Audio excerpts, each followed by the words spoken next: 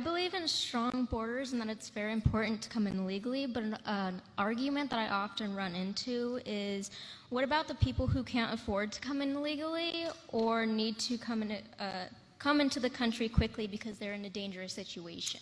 It's a great question. What's up, guys? Welcome back to my channel. It's your girl and nephew Scholars. Today we are back with another video from Charlie Kirk. So today Charlie Kirk breaks apart a pro-legal immigration arguments. Okay, so guys, without further ado, let's get started. I believe in strong borders and that it's very important to come in legally, but an argument that I often run into is, what about the people who can't afford to come in legally or need to come into the country quickly because they're in a dangerous situation? It's a great question.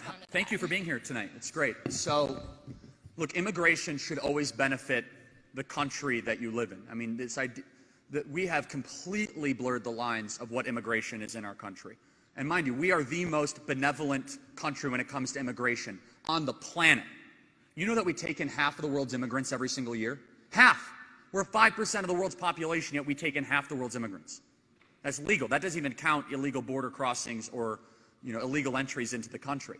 And so, I guess if you can't afford to come into this country legally, there's plenty of ways so you can apply for a green card and all these sorts of things.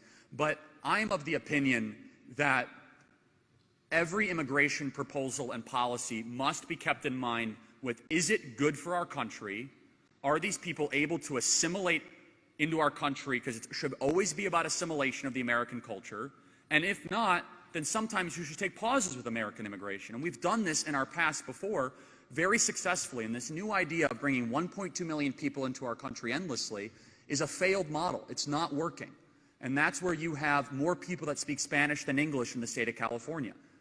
I'm not against speaking Spanish, but if you do not have the capacity to interface, if you do not have a common language, which I believe English should be the official language of the United States, then you've lost a lot of the capacity to be able to relate with people and communicate with people. And so, and as far as asylum seekers, we are the most generous country when it comes to asylum seekers. It's not even close. I mean, Japan took one person last year as an asylum seeker, okay? One. I mean, why even do the one, right? That's why it's like, and so we take tens of thousands and hundreds of thousands of people when it comes to that.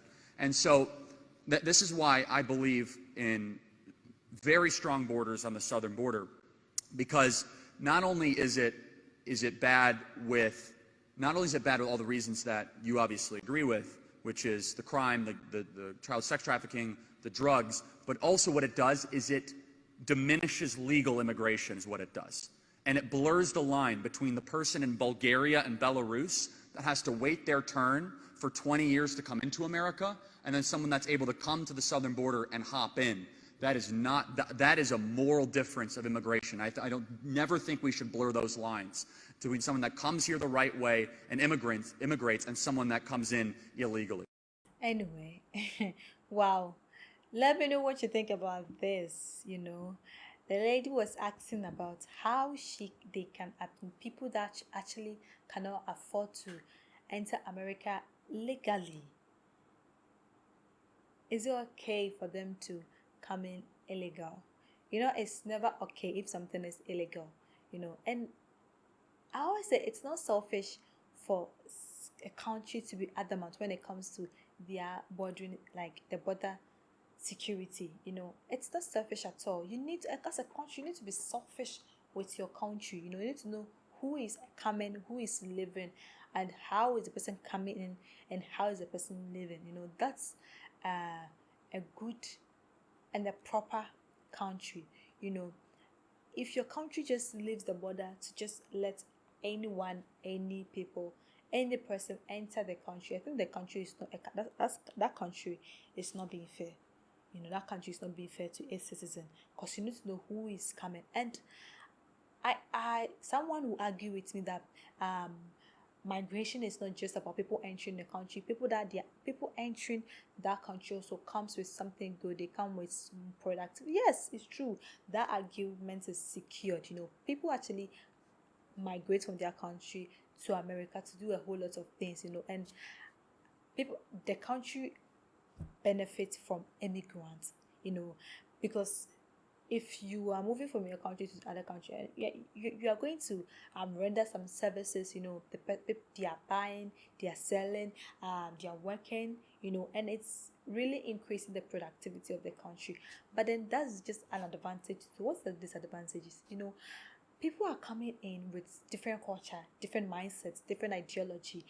Even people actually come to America, still they still despise America. They still hate the culture of America. They still hate the language, and yet they are in. So to talk of this, what good are they going to bring to the country? You are in a country, you pass through all loops and heims, hell, illegally to come to a country you despise so much. So what's good? What kind of worth is the person coming to add to that country? So it's very important that you need to know who is entering your country. What is, can the person assimilate very well? As Charlie said, can the person blend with the people? You need to have a good communication. So you need to have a common language. And we all know America, what's their first language is the English languages.